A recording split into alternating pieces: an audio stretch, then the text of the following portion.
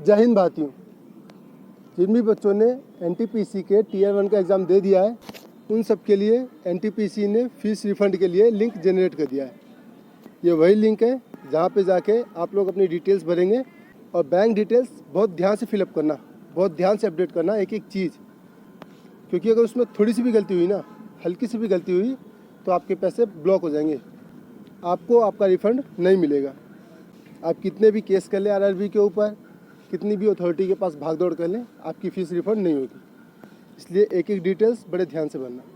इसीलिए मैं खुद एक वीडियो लेके आया हूँ आपके लिए, जिसमें मैं आपको स्टेप बाय स्टेप बताऊँगा, एक एक स्टेप कि कैसे कैसे कौन सी डिटेल कहाँ भरनी है और बिल्कुल ऑथेंटिक तरीके से, ताकि आप लोगों के पूरे पैसे आपके अकाउंट में रिफ़ंड हो जाए।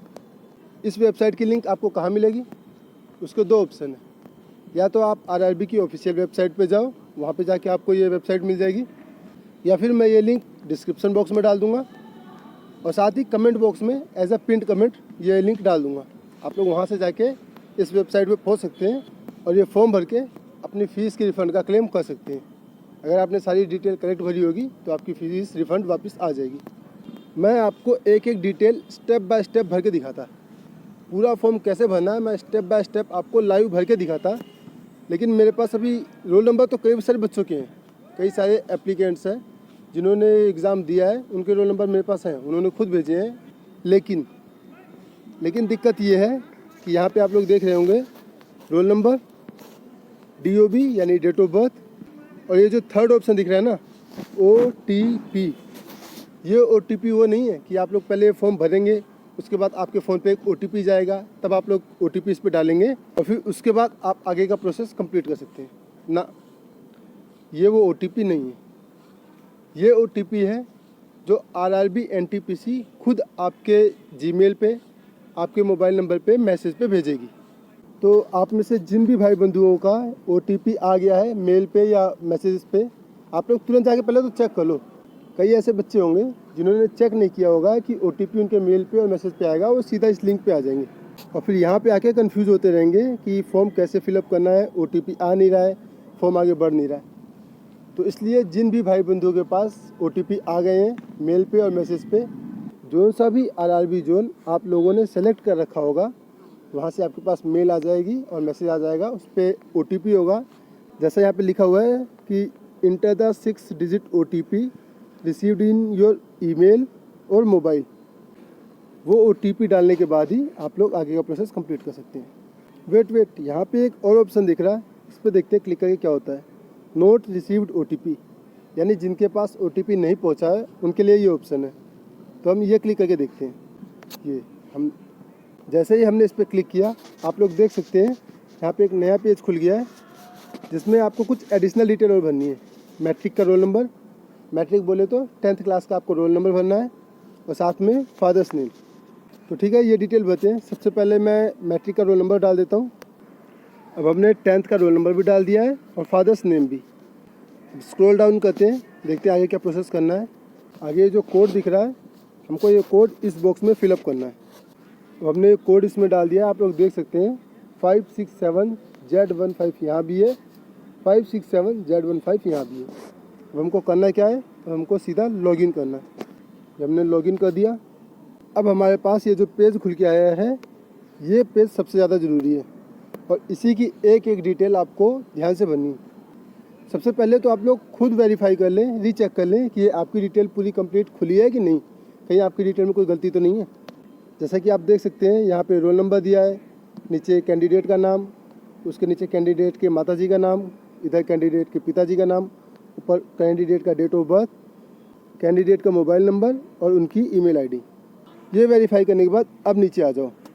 अब हमको भरनी है मेन डिटेल्स, खजाने वाली डिटेल, यानी कि जो पैसे हमने 2 साल पहले सरकार को दिए थे, 2 साल नहीं 2.5 साल पहले, वो पैसे अब हमको वापस कैसे लेना है। और जनरल वालों को सिर्फ 400 मिलेंगे और SC ST OBC वालों को पूरे 250 रुपये वापस। तो सबसे पहले यहाँ पे डालना है बैंक नेम, उसके बाद account holder name. Account holder name में ध्यान रखना, अकाउंट होल्डर का नाम उसी बंदे का होना चाहिए जिस बंदे ने एनटीपीसी के टीयर 1 का एग्ज़ाम दिया हो। अगर उसका खुद का अकाउंट है तो भी चलेगा, और अगर उसका अकाउंट किसी के साथ जॉइंट अकाउंट भी है, जैसे मम्मी के साथ जॉइंट अकाउंट, भाई के साथ जॉइंट अकाउंट या फादर के साथ जॉइंट अकाउंट, तो भी चलेगा। लेकिन अगर उसका नाम अकाउंट में नहीं है तब दिक्कत हो सकती है। उसके नीचे IFSC कोड, नीचे अकाउंट नंबर फिलअप करते वक्त आपसे कोई गलती ना हो, कोई त्रुटि ना हो, इसलिए नीचे दोबारा ऑप्शन दे रखा है कन्फर्म अकाउंट नंबर। और लास्ट में आपको जो बैंक है उसकी ब्रांच कौन सी है। मान लीजिए आपका बैंक है SBI या PNB, कोई भी बैंक है, लेकिन वो कौन सी ब्रांच में आपका खाता है, दिल्ली में, गुड़गांव में, यूपी में, बिहार में, और अगर यूपी में भी है तो किस ज़िले में है, किस एरिया में है, तो जो भी वहाँ का ब्रांच नेम पड़ेगा वो आपको यहाँ पे डालना पड़ेगा। आप लोगों को दिक्कत ना हो इसलिए आपके सामने दोबारा से एक एक डिटेल हम दोबारा डाल रहे हैं, लेकिन प्राइवेसी के लिए ये सारी डिटेल्स हाइड कर दी जाएंगी। तो सबसे पहले डालते हैं बैंक नेम। ये हो गया bank name, state bank of India. अब आता है अकाउंट होल्डर नेम। तो जैसा कि पहले भी बताया जा चुका है कि जिस बच्चे ने एग्ज़ाम दिया है उसका नाम अकाउंट होल्डर नेम में ज़रूर होना चाहिए, चाहे उसका पर्सनल अकाउंट हो या फिर जॉइंट अकाउंट हो। तो हम अकाउंट होल्डर का नाम डालते हैं। ये हो गया अकाउंट होल्डर नेम। अब इसके नीचे डालना है हमको IFSC कोड। लेकिन एक बार दोबारा से गूगल पे चेक कर लेना, कहीं आपके ब्रांच का, आपका जो बैंक खुला हुआ है उस ब्रांच का कहीं IFSC कोड चेंज तो नहीं हुआ है। ये फॉर्म स्पेशली NTPC ने इसीलिए बनाया था क्योंकि 2019 में जब ये फॉर्म भरा गया था और आज 11 अगस्त 2021 तक में कई ऐसे बैंक हैं जो दूसरे बैंक के साथ मर्ज हो चुके हैं या फिर उनका IFSC कोड बदल चुका है। तो इसलिए सबसे पहले आप लोग अपने बैंक की उस ब्रांच का जहाँ पे आपका खाता है उसका पूरा नाम गूगल पे डालें और IFSC कोड चेक करें कि कहीं चेंज तो नहीं हुआ। अगर चेंज नहीं हुआ है तो ठीक है, लेकिन अगर चेंज हुआ है तो आपको नया वाला IFSC कोड डालना है। तो ठीक है, यहाँ पे हम डालते हैं IFSC कोड। ये हो गया IFSC कोड। अब नीचे डालना है हमको अकाउंट नंबर। अकाउंट नंबर बड़े ध्यान से डालना है क्योंकि सबसे मेन चीज़ यही है। तो ठीक है, हम डालते हैं अपना अकाउंट नंबर। ये अकाउंट नंबर हमने डाल दिया है। अब इसके नीचे कंफर्म अकाउंट नंबर, यानी कि यही अकाउंट नंबर दोबारा हमें फिर से नीचे डालना है। और ये बॉक्स इसलिए होता है कि अगर आपने नीचे दूसरा अकाउंट नंबर डाला, हल्का सा भी एक वर्ड इधर उधर हुआ तो ये आपको बता देगा कि आपका अकाउंट नंबर मिसमैच हो रहा है। अब हमने अपना कंफर्म अकाउंट नंबर भी डाल दिया है। अकाउंट नंबर और कंफर्म अकाउंट नंबर बिल्कुल सेम है, कोई दिक्कत नहीं होने वाली है हमको। हमारे पूरे पैसे रिफ़ंड आ ही जाएंगे। अब लास्ट में हमको डालना है ब्रांच नेम, यानी कि हमारा मान लो SBI में तो खाता है, लेकिन SBI के किस ब्रांच में खाता है। तो मैं उस ब्रांच का नाम डाल देता हूँ जहाँ पे इनका खाता है। ब्रांच नेम डालते वक्त आप लोग ऐसा करना कि जब आप लोग ब्रांच का नेम डालोगे ना, साथ में उस एरिया का पिन कोड भी ज़रूर डाल देना ताकि 1% भी एरर के चांस ना बचे। अब हमको नेक्स्ट पे क्लिक करना है, उसके बाद देखते हैं क्या प्रोसेस होता है। नेक्स्ट पे क्लिक करने के बाद ये विंडो खुल गई है, जहाँ पे सबसे पहले तो उस कैंडिडेट की पूरी डिटेल्स रहेगी जो पहले थी, roll number, name, mother's name, father's name, email ID, mobile number और डेट ऑफ बर्थ। और उसके नीचे रहेगी बैंकिंग डिटेल्स जो आपने डिटेल भरी है, ताकि एक बार आप लोग उस डिटेल को कंफर्म कर लो और उसके बाद ही सबमिट करो। यहाँ पे अगर आपको लगता है कि कुछ एरर है, कुछ गलती रह गई है, तो आप लोग यहाँ एडिट ऑप्शन पे जाके दोबारा से बैंकिंग डिटेल्स एडिट कर सकते हो और उसके बाद ही कंफर्म करना, पूरी मन की तसल्ली के बाद। तो मैंने तो यहाँ पे डिटेल्स चेक कर ली हैं, जो डिटेल हमको प्रोवाइड करवाई गई थी हमने वो सारी डिटेल एग्जैक्ट डाली है बिना किसी एरर के साथ। इसलिए हम लोग इस फॉर्म को फाइनली सबमिट करने वाले हैं। लेकिन कंफर्म और सबमिट करने से पहले आप लोगों को इस चेक बॉक्स पर क्लिक करना पड़ेगा। इस चेक बॉक्स पे क्लिक करने का मतलब क्या होगा, इसका मतलब यहाँ पे साफ साफ लिखा हुआ है, मैं आपको पढ़ के बता देता हूँ।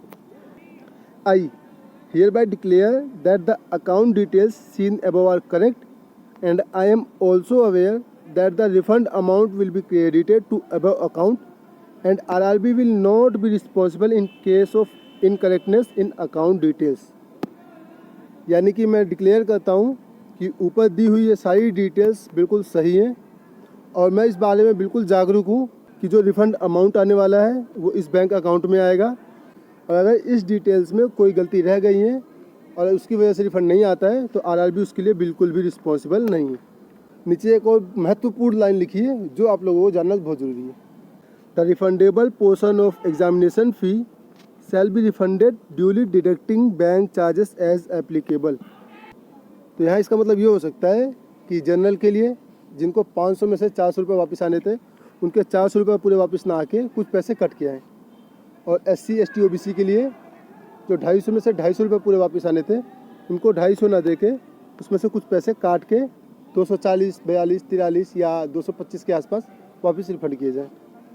ऐसा हो सकता है, मैं कंफर्म नहीं बता सकता, ये तो जब रिफ़ंड आएगा तो ही पता चलेगा। और फाइनली कंफर्म और सबमिट कर देते हैं। अब ये लास्ट पेज खुला है, इसके आगे का कोई ऑप्शन नहीं है। अब आप लोग अपनी बैंकिंग डिटेल्स को अपडेट नहीं कर सकते हैं और ना ही एडिट कर सकते हैं। तो यहाँ पे दोबारा से वो सारी चीज़ें दिखाई जाएंगी, roll number, candidate name, mother name, father name, mobile number, email ID, date of birth और नीचे उसकी बैंकिंग डिटेल्स।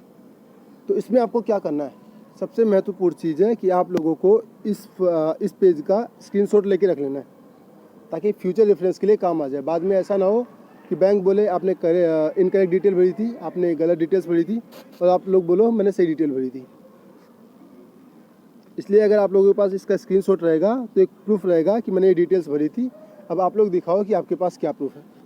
अब हमको कुछ नहीं करना है, अब हमको इंतज़ार करना है पैसे रिफ़ंड आने का। तो सीधा हमको यहाँ पे क्लोज़ करना है और उसके बाद लॉग आउट। तो सीधा क्लोज़ करते हैं। सबसे पहले क्लोज़ करते ही ये अपने आप ही लॉग आउट हो गया।